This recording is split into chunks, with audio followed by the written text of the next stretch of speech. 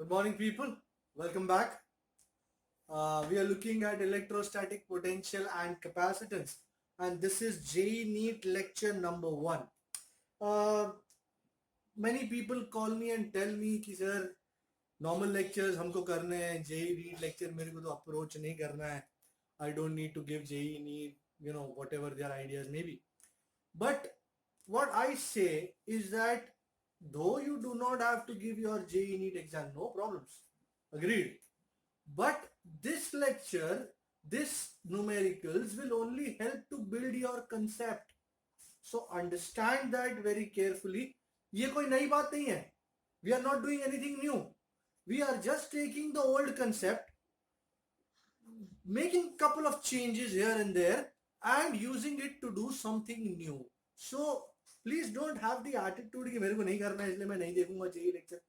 करो, मजा आएगा, तुम्हारे नॉलेज में और इंक्रीज ही होने वाला है. Okay, so let's get back to business. Electrostatic potential and capacitance 2 lecture हो चुके हैं. क्या क्या देखा हमने, let's just understand it briefly. Whenever you need to bring a charge q from infinity to a given point, this work done is going to be stored as potential energy, which is called electrostatic potential energy. So what is electrostatic potential energy? Work done in bringing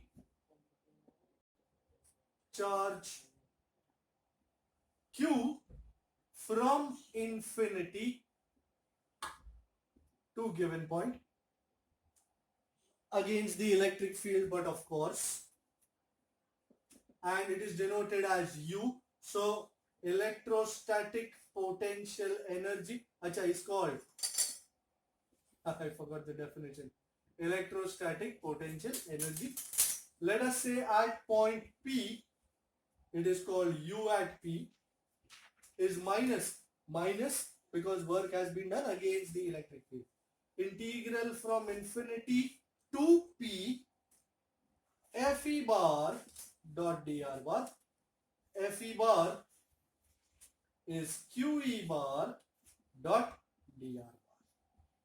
Alright, so this is U at P. Now if you want to take body from Q to P or potential difference, whatever, now we'll talk about electrostatic potential.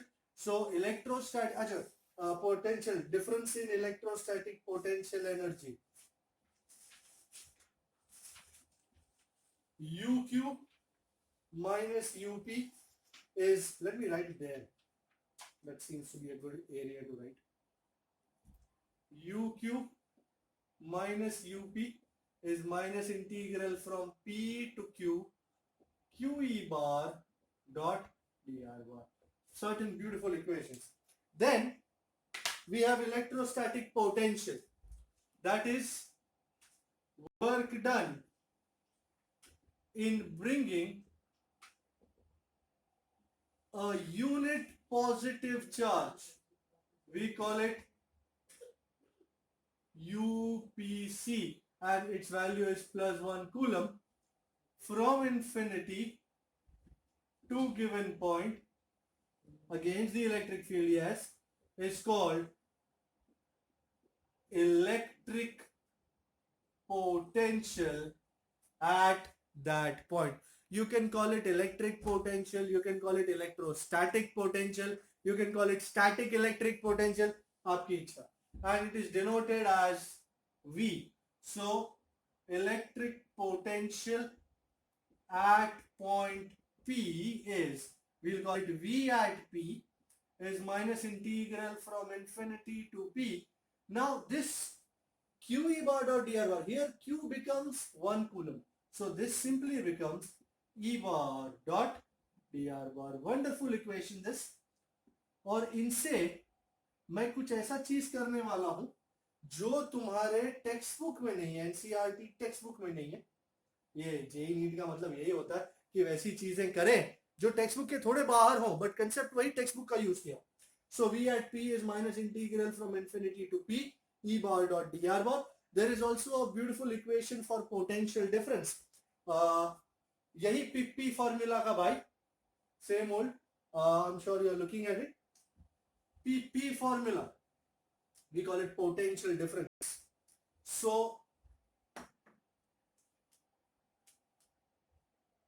potential difference between Q and P, we also call it difference in potential between Q and P, or we also call it potential of Q with respect to P.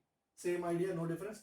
VQ minus VP is minus integral from P to Q E bar dot dr bar.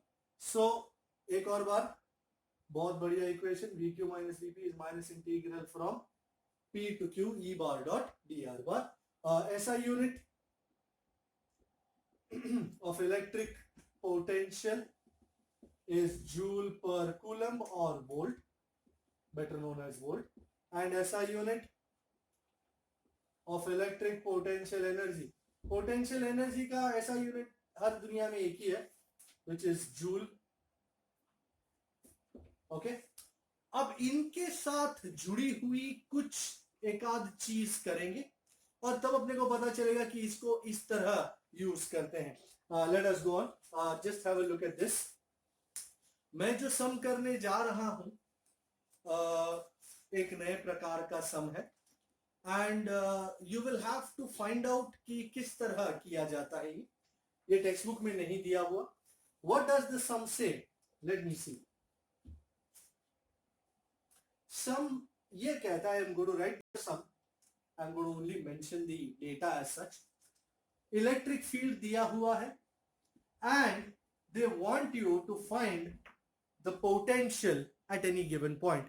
For example, this sum is taken from one of my worksheets.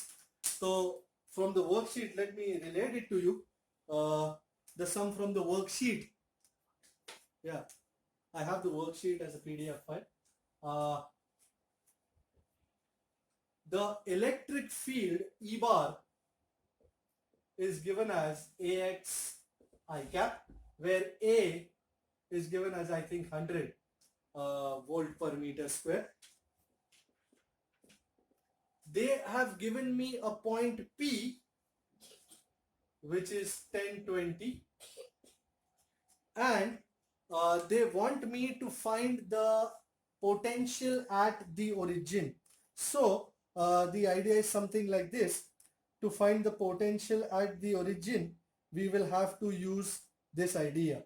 So as I said, the sum is out here. E bar is AX I cap. I'm just looking at the sum as such. Just give me a moment. So E bar is AX I cap. A is 10. It's not 100. It is 10. It is not 100. It is only 10. And find the potential of the origin with respect to the point 1020. That is correct. So thank you so much for the PDF file. So we need to find the potential of origin with respect to point P. बहुत ही बढ़िया, एकदम चकाचक. Sir कैसे करेंगे वो बताओ. अच्छा, सबसे पहले I taught you the potential difference between Q and P, right?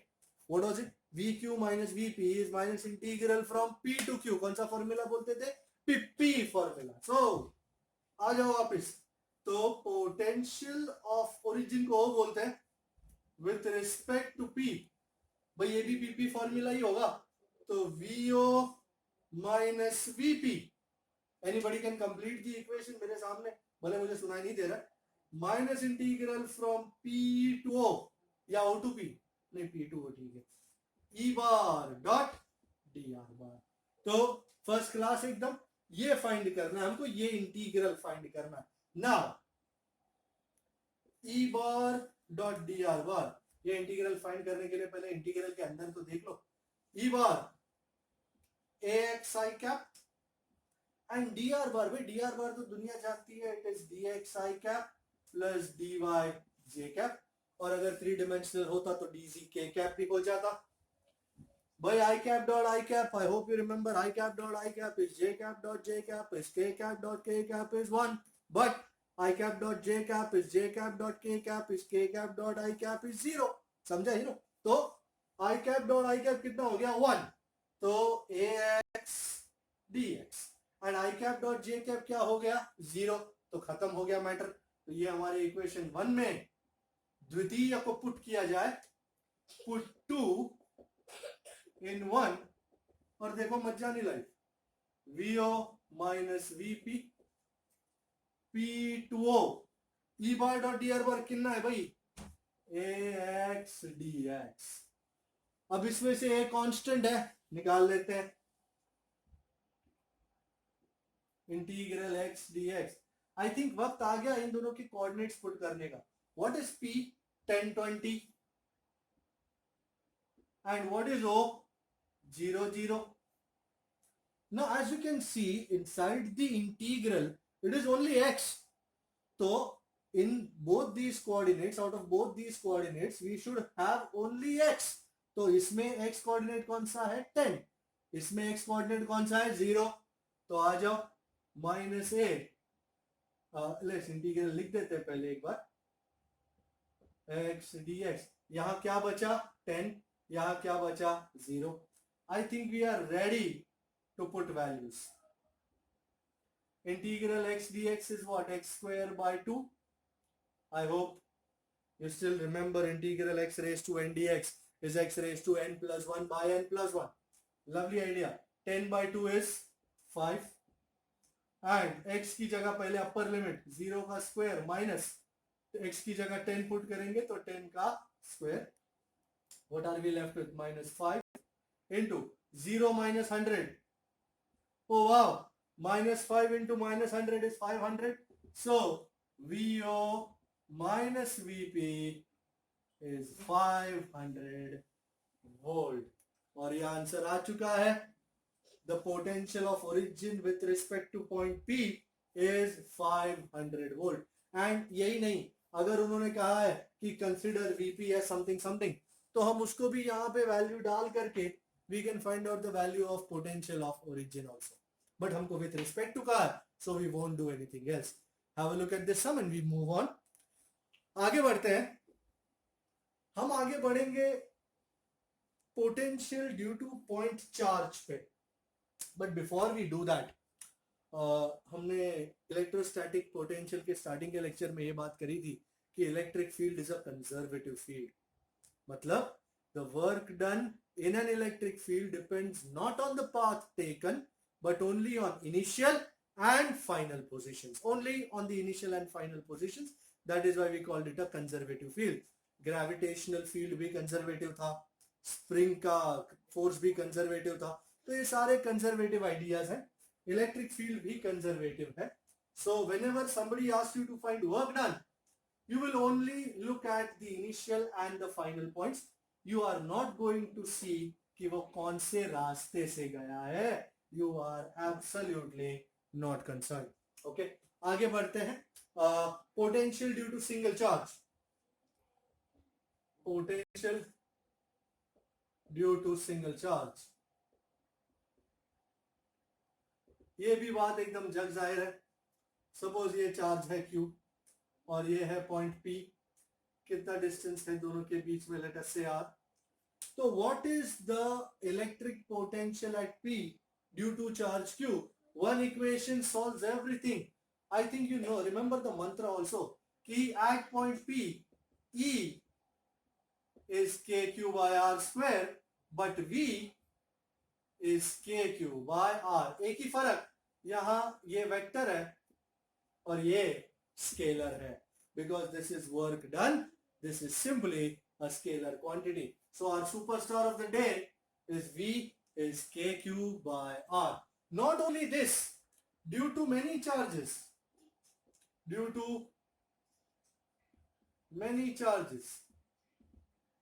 you know your net electric field would be E bar is E1 bar plus E2 bar plus tuck tuck tuck plus En bar. You can see the net electric field would be a vector sum of all the individual electric fields. But potential, net potential V is simply V1 plus V2 plus plus Vn. So, in a very simple gesture, V, how much would be V1? It would be KQ1 by R1, V2, KQ2 by R2, KQN by Rn. And before I sign off on this equation, ये R1 क्या है? Distance between the charge Q1 and the point where the potential is to be found.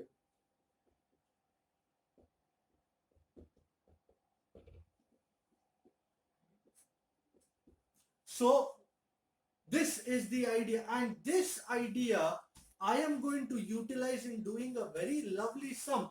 Just look at it here. So V is KQ by R, and due to a number of charges, V is V1 plus V2 plus plus Vn, and vector नहीं है, scalar है. That makes it much more easier. Direction वायरेक्शन लेने का झंझट नहीं. किसी ने मुझसे एक सम पूछा था, एंड ये सम एक्चुअली अरिहंत का सैंपल प्रॉब्लम है. It is sample problem number 14 from Arihant. So if you have the master resource book, Arihant's master resource book in physics, written by the great D.B. Singh, you might as well check SP14.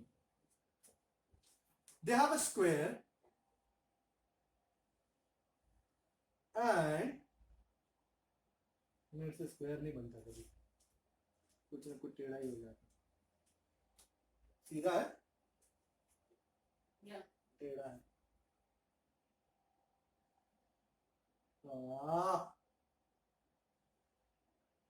मेरे को crash course करा दो यार मारने में. और बात क्या है, मैं आपको SP14 के साथ ले जाऊं.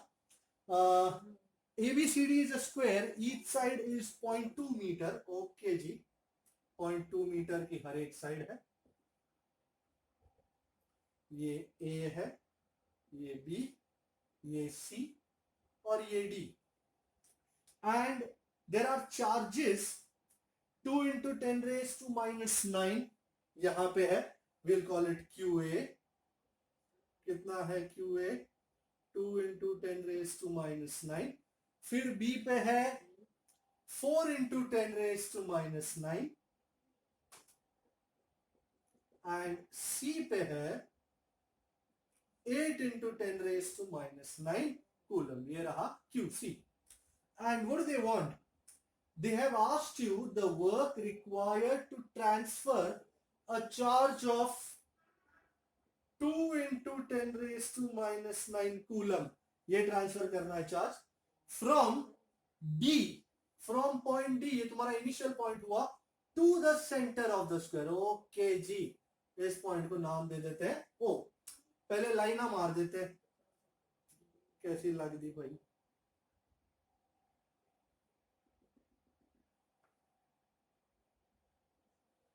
तो क्या सीन सपाटा है? तो वर्क डन फाइंड करना है. Work done to take charge छोटा q, जो ये रहा, from D to point O. Okay, क्या करना है? Work done. Now what is the idea? Idea क्या बोलता है?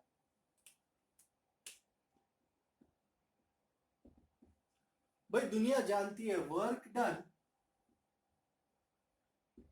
is change in potential energy, and change in potential energy is what? Q times change in potential. इसका मतलब potential का difference find करना है. किस किस में भाई? कहां से कहां जाना है आपको? D से O जाना है. तो isn't it Q into V final minus V initial, मतलब Q into VO minus VD.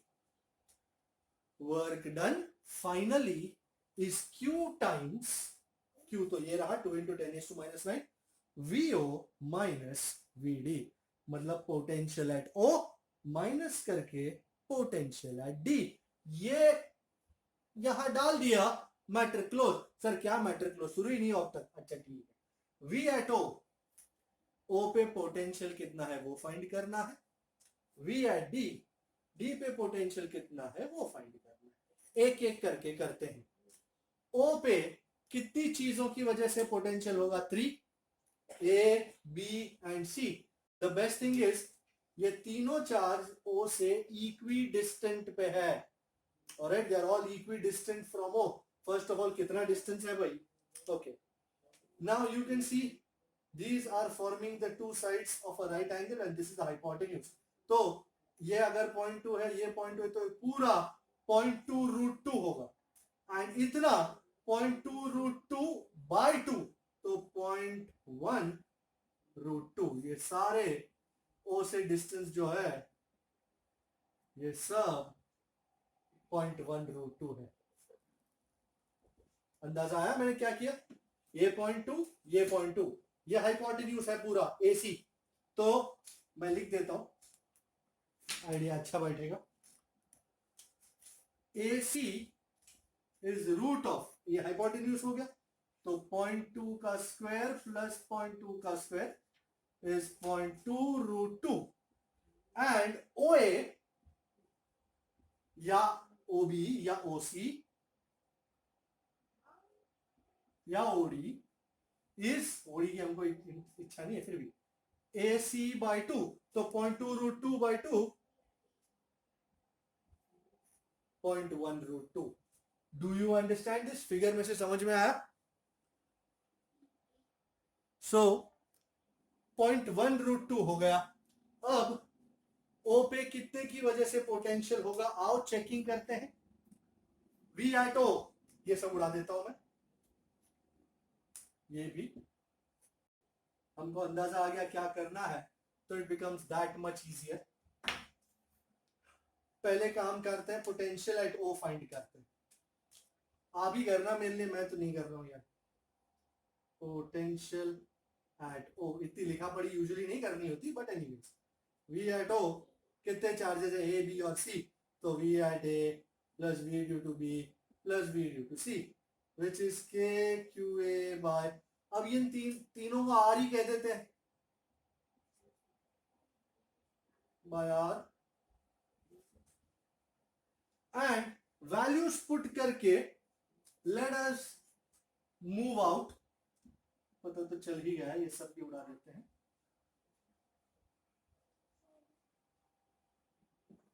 So calculation के लिए थोड़ी जगह चाहिए होगी। K बाहर आ गया। K कितना 9 into 10 raise to 9। QA QB और QC में से तीनों में से 10 रेज टू 9 बाहर आ जाएगा और R भी तो बाहर आ रहा है 0.1 रूट 2। 0.1 को 10 रेज टू माइनस 1 लिख दो साहब। Thank you. और अंदर QA था 2 आई गेस यस QA 2 है ये 4 है और ये 8 2 plus 4 plus 8 and 2 is 10 10 and 4 is 14 that's a very lovely number।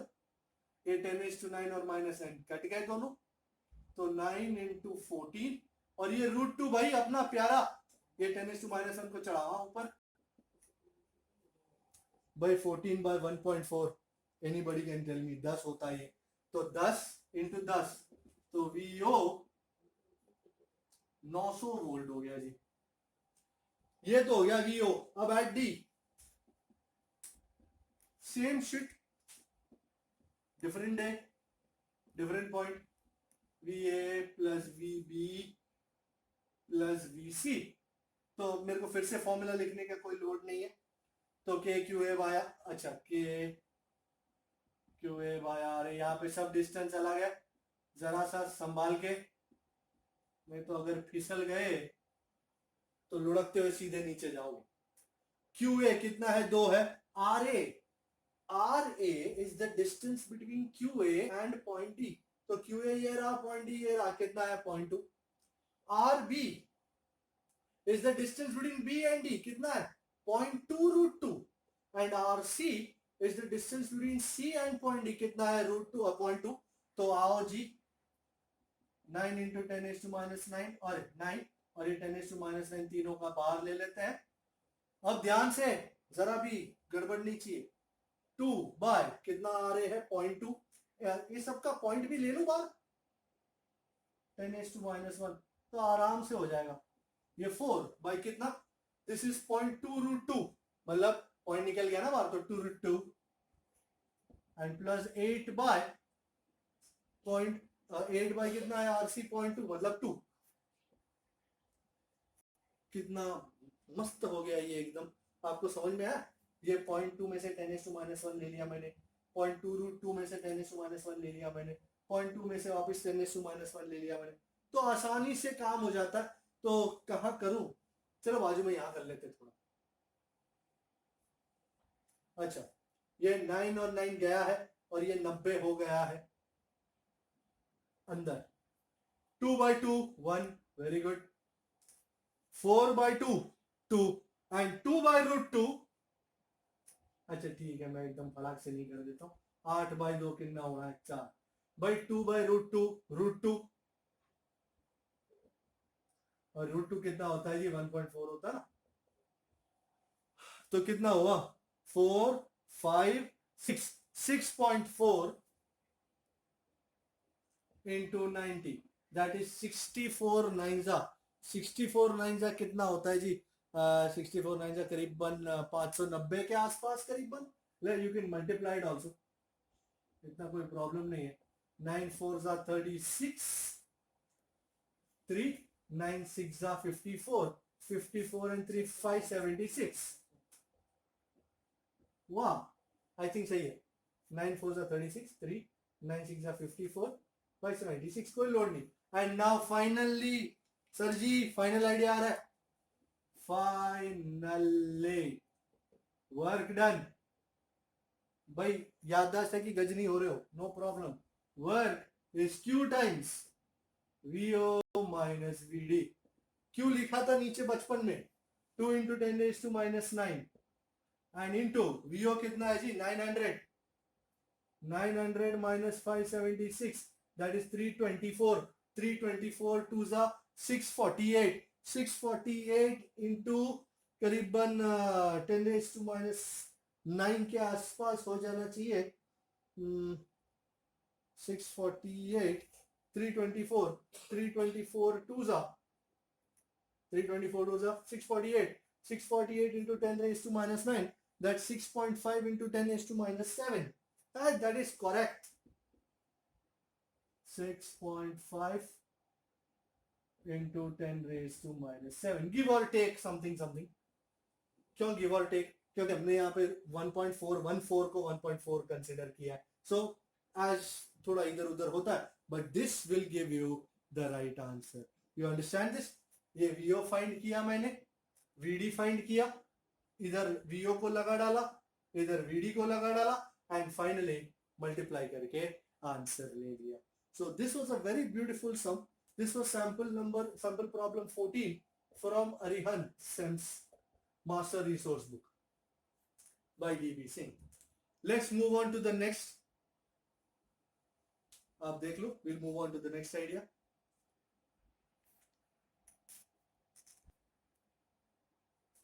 Alright. So last वाला बढ़िया सम देगा.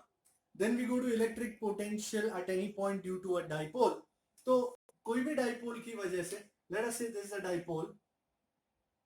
Here this is plus Q, this is minus Q. And ये कोई पॉइंट है, let us call it P. And mid point से इसका distance है R. And minus Q से प्लस Q ये है तुम्हारा P बार और इसके साथ ये एंगल बना रहा है theta. What is the potential at point P due to this dipole? Simple equation था. तो V is KP cos theta by R square. Beautiful equation. Here theta is the angle between dipole moment P bar and R cap. R cap मतलब R bar जो भी तुम्हारा ये vector है. So on the axis theta will be 0, तो cos 0 will be 1. So V on the axis is kp by r square. So on axis, let's write it like this. On the axis, theta is 0 degree. So V on the axis is kp by r square. And on the equator, theta is 90. So V on the equator. Now how much is cos 90? 0. So 0. This is the idea. ये हुआ potential due to a dipole. So मैं इसको एक note की तरह लिखता हूं. For single charge E जो है proportional to 1 by r square है and V proportional to 1 by r. For dipole, if you remember, electric field on the axis was 2 kp by r cube. So E proportional to 1 by r cube and V proportional to 1 by r square. So this was just a brush up. Then we'll go to a charged shell. You know, a shell जिसके ऊपर charge deposit किया गया है, जिसके अंदर net electric field 0 था. बहुत बढ़िया शेल था वो. और ऐसे शेल को हम होलोस्फीयर भी कहते हैं. होलोस्फीयर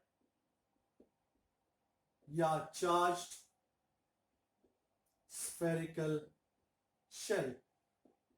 The biggest characteristic of a charged spherical shell is that the electric field at all points inside the shell is same. And because it is same, तो एक पॉइंट से दूसरे पॉइंट तक ले जाने के लिए कोई वर्क डन करना पड़ता नहीं. सो ये मस्त चार्ज Q है इसके ऊपर. ये सेंटर है शेल का. तो दो इक्वेशन खासकर at a point inside. First equation for point inside, शायद आपको याद हो मैंने इक्वेशन दिया था. V in या on, ये इनसाइड या ऑन होता है. सो V in या on was kq by radius which is kq by r. मैं हमेशा इसको kq by radius ही बोलूंगा, आपको चाहे जो करना हो, because it is very very important for me. So at a point outside, V outside is kq by distance. And let us say ये point है, you know, point S, centre से r distance पे है, तो distance हो गया r. So again I'll repeat both these equations. V in या on is kq by radius, V outside is kq by distance. अब इसी को ध्यान में रखते हुए let us play a curveball. Note, find electric potential on the surface of a sphere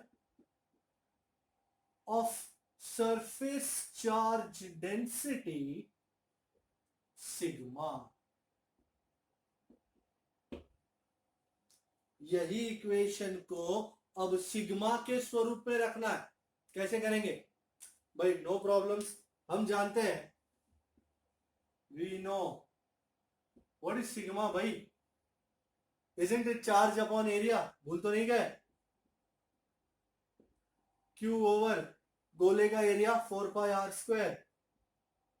So how much does Q become? Sigma into, और इसको उठा के मैं इसमें रखने वाला हूं. इसको 3 नंबर बोल सकते हैं. इसको उठा के इसमें रखूंगा. सो V in या on, ये K की वैल्यू क्या है? 1 by 4 pi epsilon 0 into charge Q की value sigma 4 pi r square the whole by r. Cutting शटिंग आता है. 4 और पाई गए, एक r गया, क्या बचा?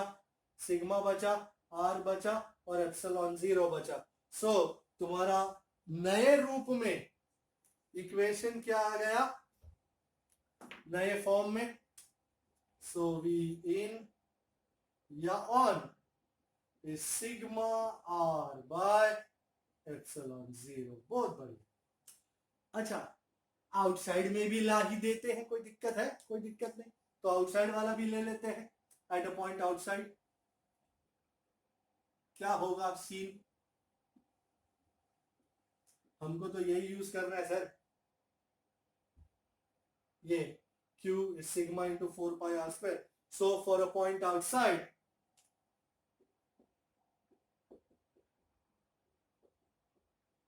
वही अपना V outside K की जगह 1 by 4 pi epsilon 0, Q की जगह sigma 4 pi r square over क्या था? छोटा। भाई ध्यान रखिए ये छोटा r था, बड़े r के साथ कोई मेल नहीं था उसका, तो 4 pi कट जाना एंड क्या बच जाना है? तो V outside sigma by epsilon 0, आपने देखा सिग्मा बाय एप्सिलॉन 0 दोनों में कॉमन है, इनटू बड़ा आर स्क्वायर बाय छोटा आर। ये बड़ा आर जो है ये रेडियस हो गया एंड छोटा आर डिस्टेंस हो गया। इसी को, इस दोनों चीजों को माइंड में रखते हुए बहुत ही एक बढ़िया सम है जो मैं करने जा रहा हूं। Just have a look at these two equations. So क्या क्या मिला हमको? V in या on is KQ by radius, V outside KQ by distance। Sigma के फॉर्म में V in या on is sigma radius by epsilon 0। ध्यान से देखें, सिग्मा रेडियस बाय एप्सिलॉन 0, जबकि V outside sigma radius square by epsilon 0 into distance. ये equations को use करके मैं एक बड़ा ही जोरदार सम आपके सामने पेश कर रहा हूं। एक नहीं, दो नहीं, पूरे 3 स्फीयर। कितने? 3 पूरे। और इतने बड़े बड़े मस्त स्फीयर हैं, तीनों पे चार्ज है, 4 डेंसिटियां हैं, और अलग अलग पॉइंट्स पे हमें पोटेंशियल फाइंड करने को कहा गया है। ये है सम, 3 स्फीयर टोटल। आओ देखें, एक से बढ़कर ये पहला, फिर दूसरे को ब्लैक में करते हैं, तीसरे को रेड में करें। ठीक है, आप नहीं बोलोगे तो मैं नहीं करूंगा, ऐसी कोई बात नहीं। ओके, वाह क्या बढ़िया स्फीयर बनी। चलो अच्छा, तुम्हारी मेहनत रंग लाई। सेंटर है ओ, और तीनों स्फीयर के अलग अलग डेंसिटियां हैं। इस पे है सिग्मा, इस पे है माइनस सिग्मा, और इस पे अगेन है सिग्मा। तीनों का नाम भी है ए बी सी। क्या नाम है? वाह, ए बी और सी। और रेडियस भी है, छोटा ए छोटा बी छोटा सी, छोटा ए छोटा बी और छोटा सी। ये सब सारे रेडियस जो है वो सेंटर से है ना। बात क्या पूछी उन्होंने मुझसे कहा है find the potentials on the 3 shells A B and C. बहुत सुंदर सम है, ध्यान से देखिएगा, बहुत मजा आएगा, बहुत कुछ सीखने को मिलेगा। ऑब्जर्वेशन का किंग है ये sum. So find potentials on the surfaces of shells A, B and C। पहला काम करते हैं, पहला पॉइंट पकड़ते हैं, इसको नाम देते, क्या नाम देते? इसको नाम देते P। चलो अच्छा, नंबर P, ताकि वही दिखे। अच्छा, my first point on surface of shell A, we need to find potential at point P. Now first look at this. Do you agree point P is on shell A? Isn't it? Point P जो है कहाँ है? Shell A पे है। Yes.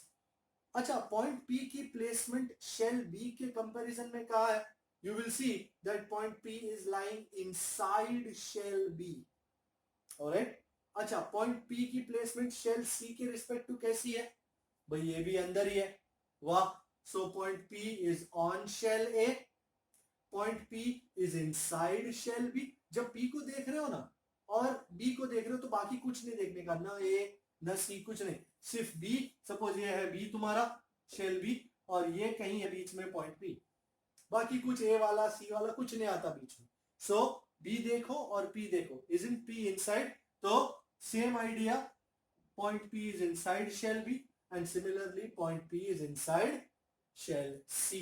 तो V at P, भाई A पे on आ जाएगा, V on for A, फिर V inside for B and V inside again for C. हमें सिग्मा के फॉर्म में लिखना है. एंड सिग्मा के फॉर्म में आई थिंक आपने अभी थोड़ी देर पहले ही इक्वेशन देखा था, याद है? वी इन या on sigma R by epsilon 0. आपके रेफरेंस के लिए लगा रखता हूं. And V outside sigma by epsilon 0 बड़ा आर स्क्वायर बाय छोटा ये आर. गलती से मिस्टेक. सो ये है, इनको लगाना है. कैसे लगाओगे भाई? इन या ऑन वाले इक्वेशन पुट करना शुरू कर दो ना, टेंशन काहे ले रहे? ए पे सरफेस चार्ज डेंसिटी कितना? सिग्मा. तो सिग्मा बाय एप्सिलॉन 0 और ए का रेडियस कितना? छोटा है, तो ये रहा छोटा है. बी पे सरफेस चार्ज डेंसिटी कितना? Minus sigma. Oh and radius कितना? बी. सिमिलरली सी पे सरफेस चार्ज डेंसिटी कितना? सिग्मा एंड रेडियस कितना? सी. वो तो sigma by epsilon 0 A minus B plus C. वो man this is a corker. बहुत ही मस्त इक्वेशन है. Sigma by epsilon 0 A minus B plus C. But खेल खत्म नहीं हुआ है. अब दूसरा पॉइंट लेंगे. On shall be. अब हालत खराब होगी. जरा ध्यान से देखे. मैं ये पी को तो छोड़ देता हूं, उड़ा देता हूं मैं. अब मैं बात करता हूं एस की. ये रहा एस. पी को उड़ाया मतलब अभी हमारे रेफरेंस में नहीं है तो मैं नहीं लिख रहा हूं उसको. आपको अगर बहुत प्यारा लगता है तो आप रखो उसको बाद में. एस, आप एस को देखो. पहले एस को देखो with respect to A. Can you see A? तो बोलेंगे सर ये रहा ये. और एस कहां है? अंदर है, ऊपर है या बाहर है? तो बोलेंगे सर ये एस तो बाहर है. तो एस पॉइंट जो है ए के आउटसाइड है. अच्छा एस को देखो विथ रिस्पेक्ट टू बी. तो ये रहा तुम्हारा बी. बी बड़ा है और तुम एस कहां है? एस उसके ऊपर है. So point S lies on shall be. And S को देखो. अरे एस को उड़ा दिया मैंने. विथ रिस्पेक्ट टू सी. ओ ये सी है सपोज. एस कहां है? एस तो अंदर है उसके. सो S lies inside shall see. एक बार ये समझ में आ गया ना, फिर ये इक्वेशन रखना तो बहुत आसान काम है. पहले सबसे इंपॉर्टेंट है समझना कि जिस पॉइंट पे आप फाइंड कर रहे हैं वो पॉइंट आखिर है किधर.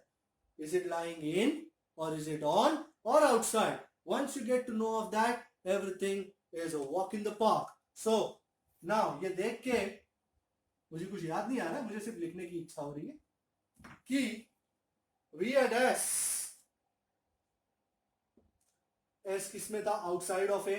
तो V outside for A. B पे ऑन था तो V on for B. And C के इनसाइड था तो वी इन फॉर सी. एक बार ये आ गया. इक्वेशन देखो, डालो, मत जानी life. V outside sigma by epsilon 0. भाई ए का रेडियस कितना है? ए का square. And this R is distance of S from the centre. तो सेंटर से ये एस कितनी दूरी पे? Isn't it be? तो ये बहुत इंपॉर्टेंट था. सो ये आर रेडियस है and this r is distance. What is the distance of s from the center? Isn't it b? Yes it is. V on. Wow, lovely. Sigma by epsilon 0 into B का radius है minus है, भूलने का नहीं, into B and सी अंदर है, sigma by epsilon 0 into c. So if you are planning to write the final equation, V on S, sigma by epsilon 0 bracket में a square by b minus b plus c. Isn't this an equation worth $1 million? बहुत ही मस्त. अच्छा मेरे लिए काम करो, छोटा सा है, होमवर्क में ले लो, असाइनमेंट में find potential on point क्या नाम दे उसको, T which is on the surface of shell C. Do this for me. ये अपने होमवर्क में कर सकते हो. मैंने आपको P और S तो सिखाया, एक और बार आपको बता देता हूं. ये P यहां था, तो P was on shell A, P was inside shell B and P was inside shell C. Similarly, look at S. S is outside shell A, so यहाँ outside का फॉर्मूला लगेगा. S is on shell B, इसलिए on का लगेगा, and S is inside shell C, तो यहाँ पे inside का लगेगा. If I give you a hint, T is outside shell A, it is outside shell B and it is on shell C. इतना hint आपके लिए आई थिंक काफी है, तो आप इसको सॉल्व करें और मेरे को इसका आंसर बताएं जल्द से जल्द. आगे बढ़ते, एक और नई चीज दिखाना चाह रहा हूं आपको मैं, ये तो मस्त था. यू नो चैप्टर 1 में इन electric charges and fields we used to connect two spheres, two identical spheres with a wire, and we used to see that charges went from one sphere to another till the charges on both spheres became equal. The question, the controversy now is, what if both spheres are not identical? तो क्या, तो किस तरह करेंगे? So I'm doing this as a case. Two spheres, radii A and B. Remember, A is not equal to B. दोनों की radii अलग अलग है. They are kept far from each other. Now charge Q. Now they are connected by a wire. आप ऐसा बोलो कि wire से कनेक्ट किया हो या टच किया हो, बात तो एक ही हुई. They are connected by a wire and charge बड़ा Q is given to the system. अब तो सिस्टम हो गया. दो चीजें फाइंड करनी है. फर्स्ट, फाइंड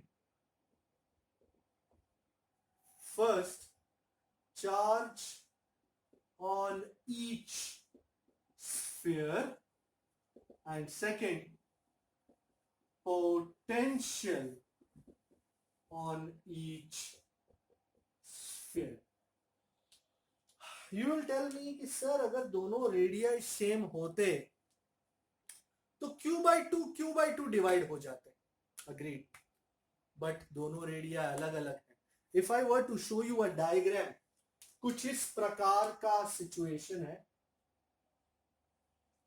ये पहला स्फीयर है जिसका रेडियस छोटा ये है, और ये दूसरा स्फीयर है जिसका रेडियस छोटा भी है, और इन दोनों के बीच में वायर कनेक्ट किया. चार्जेस इक्वली तो डिवाइड होंगे नहीं, because the ability of each sphere to hold charge depends on its radius. तो ये बड़ा स्फीयर है तो बड़ा चार्ज होल्ड करेगा, ये छोटा स्फीयर है तो छोटा चार्ज होल्ड करेगा, बट एग्जैक्टली कितना करेगा?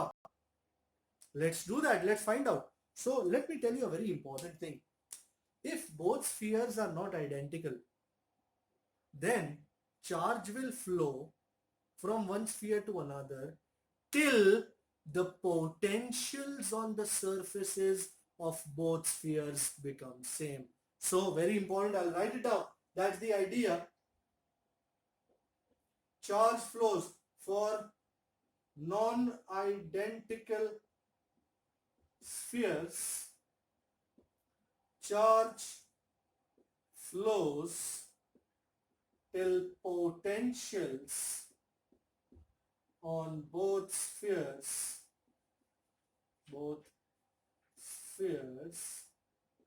become equal.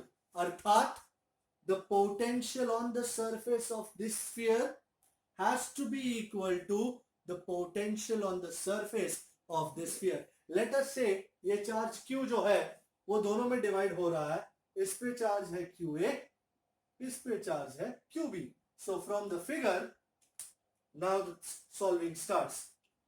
From the figure, do you agree total charge Q is QA plus QB?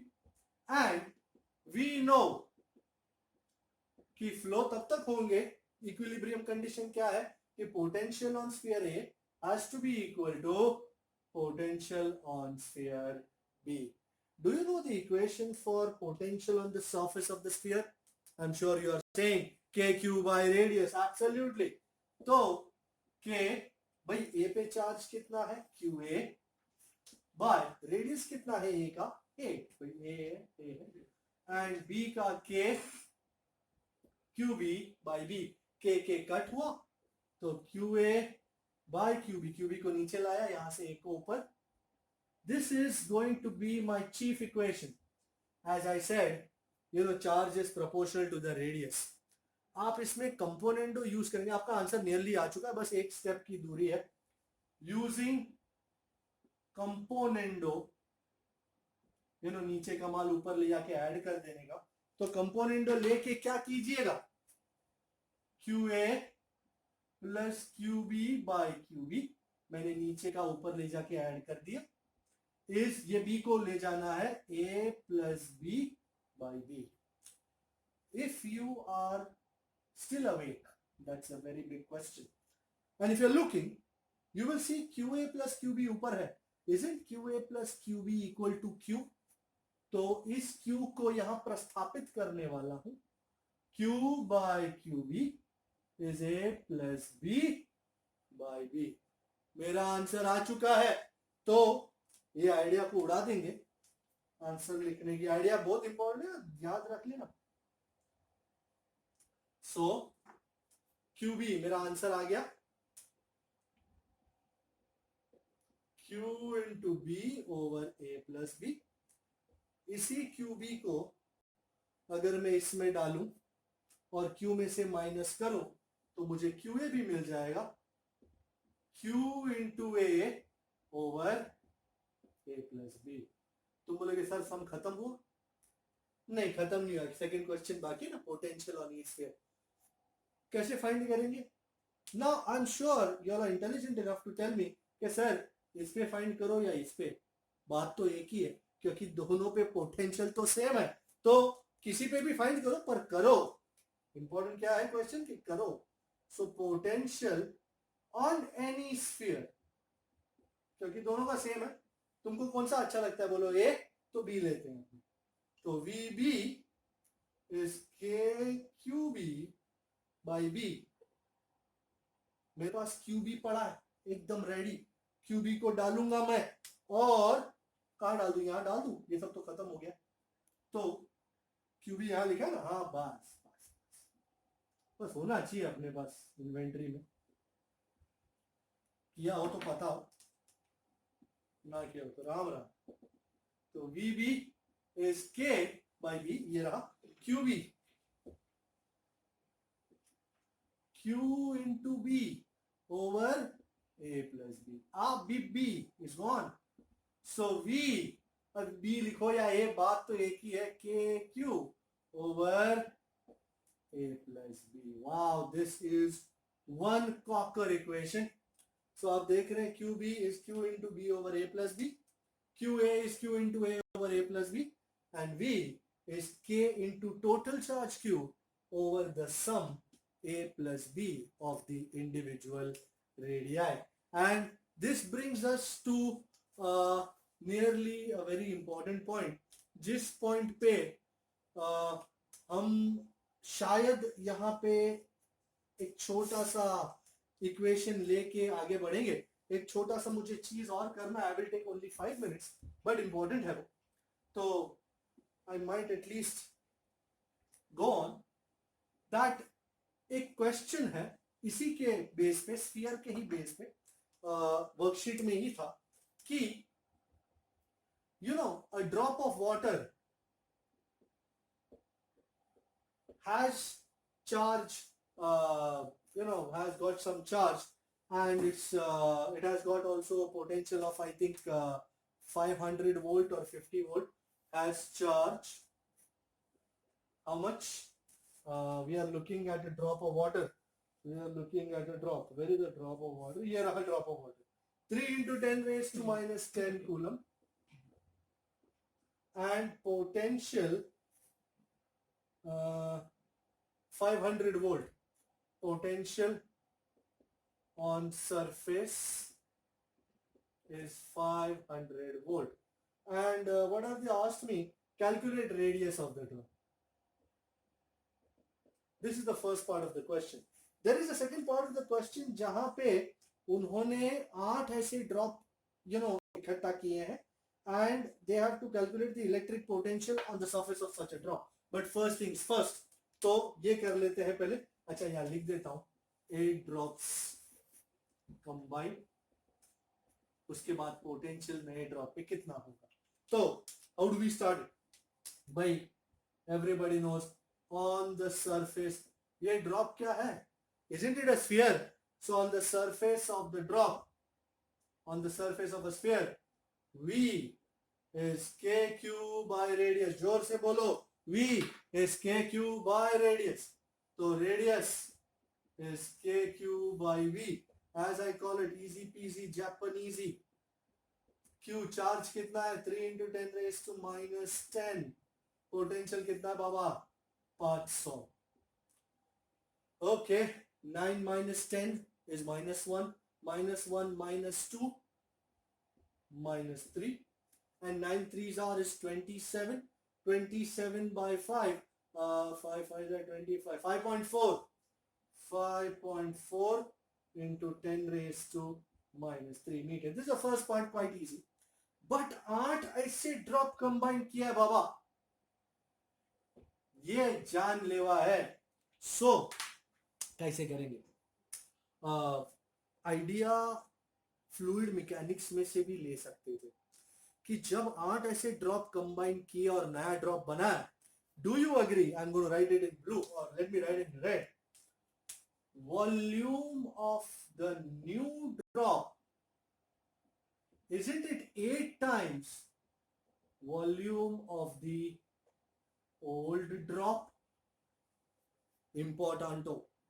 नए ड्रॉप का volume is equal to 8 times the volume of the old drop. ये तो ठीक है, 8 मैंने कंबाइन किए, 27 कंबाइन किए होते तो you would have written volume of new drop is 27 times volume of old drop. So नए ड्रॉप का रेडियस r डैश होने दो. 4/3 pi r dash cube is 8 times volume है, एरिया नहीं. 4/3 pi goes home. So what are we left with? R dash cube is 8 times r cube. भाई मार दो root, cube root, तो r dash. Wow. And thus potential on the new drop, सब कुछ dash में आएगा जी. V dash के Q dash by R dash. ध्यान से छोड़ना नहीं, पकड़े रहना भाई. अगर एक ड्रॉप पे चार्ज Q है तो 8 ड्रॉप पे चार्ज कितना होगा? ये 5th स्टैंडर्ड में क्वेश्चन पूछते हैं शायद. 8Q, एक ड्रॉप पे Q, तो 8 ड्रॉप पे 8Q. एंड R डैश कितना है यहाँ? 2R. 8/2 is 4 times. भाई don't, I am sure you are very good at calculation, but यहाँ K Q और R रखने की जरा भी दरकार नहीं है, क्योंकि तुमको ऑलरेडी पता है K Q by R जो है वो V है. V कितना है? 500.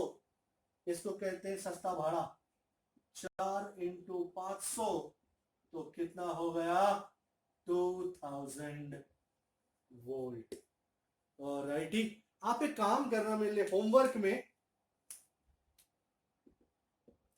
27 ड्रॉप्स को कंबाइन करना एंड फाइंड करना कि what is the new potential. Alright, mission template यही, हर ड्रॉप पे रेडियस चार्ज 3 × 10⁻10 कूलम, सरफेस पे 500, और नए 27 ड्रॉप्स पे अगर कंबाइन करो तो नया पोटेंशियल कितना होगा।